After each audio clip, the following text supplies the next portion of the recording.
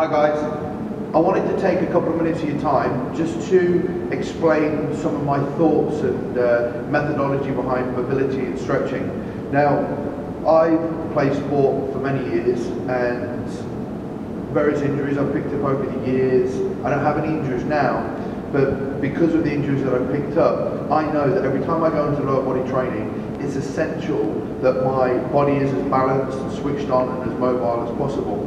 I also want to make sure that I'm targeting the right muscle groups when I train every single lower body session. And when my body's not mobile, when my hips are out of alignment, when my glutes aren't firing properly, I'm not going to recruit the muscles that I want. So often when people go into exercises such as Romanian deadlifts or even the leg press or hack squat, if there's rotation of the pelvis, if there's lateral rotation or medial rotation or overactive muscles, often you're not going to fire the muscles in the right balance. So what I tend to like to always do is come into the gym before I do legs and I have a real good feeling of what feels tight.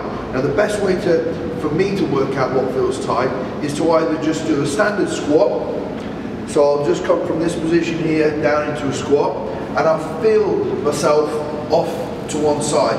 Often when you're walking, it's very, very important to be able to be very bodily aware, body conscious, to notice when you feel your hips slightly out of alignment. So the purpose of any mobility and flexibility drill is to try and bring your body back into as neutral alignment as you possibly can, so you get the most benefit from your exercises, the exercise program that you're going to do, and also you minimize your risk of injury. So from my perspective, I know that I've got a right foot that pronates and collapses very, very quickly, which is why I wear orthotics, and I wear orthotics to train. Now that causes with me a tightness in the TFL on the front of my hip. That causes rotation in here and a lot of tightness in the adductor muscles. So when I train, there's an over tendency for this to happen, the knee to drop in. So for me, I know that those muscles generally need to be released if I'm going to activate my lateral quads, my lateral hamstrings, and get my glutes firing. So the first part of my warm-up is to get the hips mobile.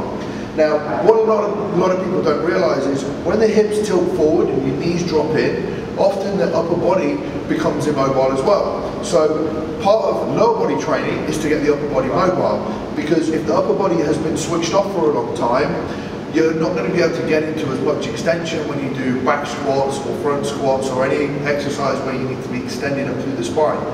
So the first thing I do when I do my mobility is I grab the foam roller, which many of you will have seen, and I tend to do the foam roller for about 2, 3, 4 minutes, and I'll focus on areas which I know are predominantly tight for me, and that is the IT bands, which are down the side, the TFL, my VMO, which is in the middle of my quad here, and my adductors. So I'll go placing all the weight onto my quad, rolling predominantly more weight on the foam roller as I come up towards my hip joints.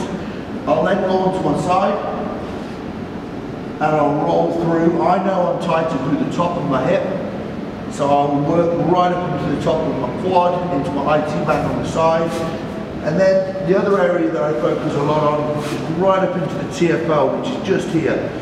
So I really work into that, release that, and that causes me a lot of impingement and tightness when I try and squat.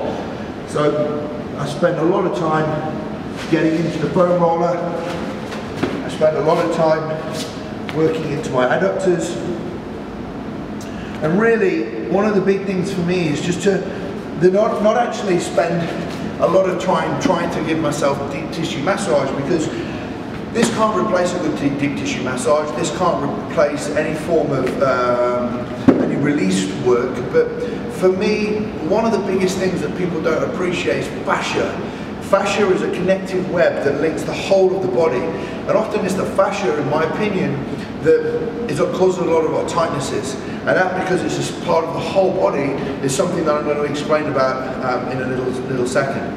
So we have the foam roller that I'll use, and once I've done a bit of foam rolling, I'll then go into using the softball And for that, I like to especially get into my glute med, top of my hip, and then I always like to get into my glute max, right at the bottom, and I always love to get right into the top of my hamstrings, and then right around to the side of my glute max and the bottom of my glute max.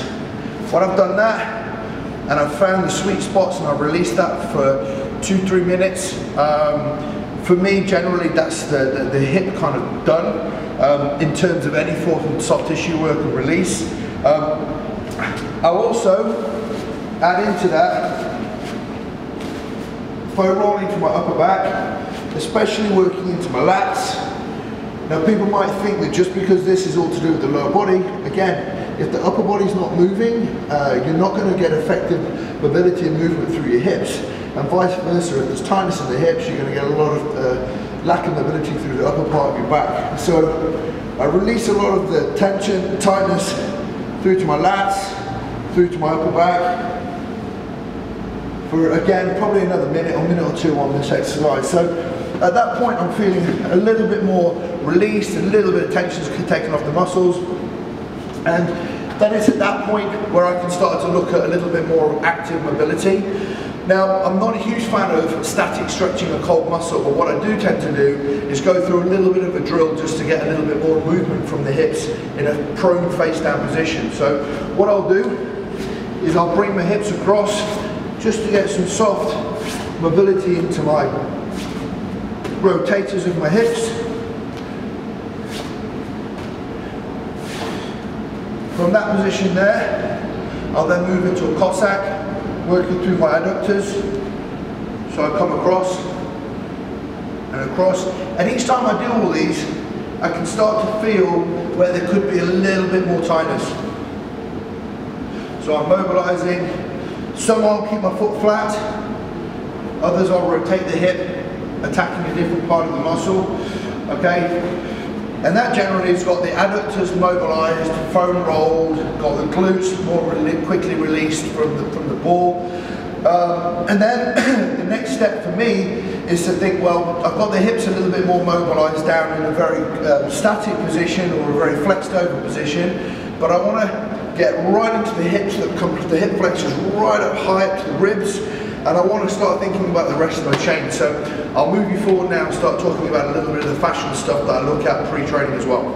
Okay, so we've looked at mobilizing the hips really from an isolation perspective. Now, what a lot of people don't appreciate is when the hips are mobile, okay, or when the hips are very, very tight, should I say, what shuts down, and I said this earlier, what shuts down is the upper part of the back, the shoulders, and a lot of people with a lot of upper back problems, lower back problems, really don't respect the fact that the hips and the ankles have got a lot to do with this. So your body is a whole chain, okay? So when you do any form of mobility, you can't really think of it in isolation, because something will have shut down in the meantime whilst you've been tight during the whole week. So once I've done my foam rolling and I've done a little bit of ball release work, I've done a little bit of dynamic work in a face down position, really to give me a better appreciation of what I need to work out from a full body flexibility perspective. I then like to do full body movement, fascial stretching. And for that, I always use a band.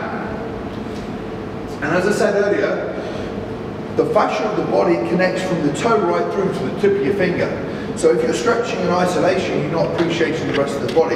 So what I'll do from here, knowing what muscle groups are tight, is actually start to go into more of a dynamic stretch. Now, for me, knowing that I'm actually very mobile and very flexible, I can feel this right from my lats, through my pec, through my abdominal wall, right through to my hip flexors, right through my quads. And then from that position there, I can rotate, squeeze my glute, and I'm getting a full chain stretch. The same thing when I switch to this side, knowing for me that I'm actually quite tight up into my lat on this side. I actually can feel that the lat's a limiting factor there. So I might want to do a little bit of lat work to release that a little bit. And then as I start to progress, I start feeling the whole chain stretching. Now, not to forget that the chain really comes in different directions. I then open up laterally. And the reason I'm holding on to the band is so that the band and the tension allows for the full stretch. And what happens is by placing my foot behind me and then stretching, I'm getting this lateral stretch on the whole of my body. And similarly, the same thing here. And what I find is you'll often find the top of your hips, the TFL, even into your QL, it's very, very tight. And the QL right at the back here causes a lot of pelvic and lower back problems. So once I've done the kind of static work on the floor, and I start to come into the dynamic stuff, it's then when I really start to appreciate the whole of my body in its entirety, how much mobility plays an impact in the way that my body functions as a whole. So I've gone through the whole of my mobility for the fascial lines. I don't spend hours and hours and hours, of course. You know, I could start looking at every type of dimension and diagonal and every angle, but from my perspective, I want to do a mobility and stability drill and flexibility drill that has the biggest carryover to the performance in the gym. I'm not looking at improving performance from a sports perspective, I'm improving performance from a bodybuilding perspective for me. So I'm coming into the gym and I'd be looking at things a little bit differently than I would necessarily be from a sports performance, where I'd be looking at kind of ground forces and rotations through my hips from a performance perspective. I maybe move this forward a little bit further on for any athletes that I work with, but for where I'm at and how my body functions and how much I know that fascia and stability and mobility plays a huge part in how my body functions and how my muscles develop, this is a phenomenal drill that you can go through. It shouldn't really need to take more than 5 or 10 minutes. And each time you progress, you start to get more in touch with your body and appreciate which joints, which muscles, and which part of the fascia, the whole swing of the body, is tight. So pay attention to mobility, pay attention to flexibility, do it, and there will be many people in the gym who don't do it, but they're the ones that aren't training smart. So be somebody who's smart, respect your flexibility and your mobility, and your muscles will grow well, they'll be length long, and you'll be injury free.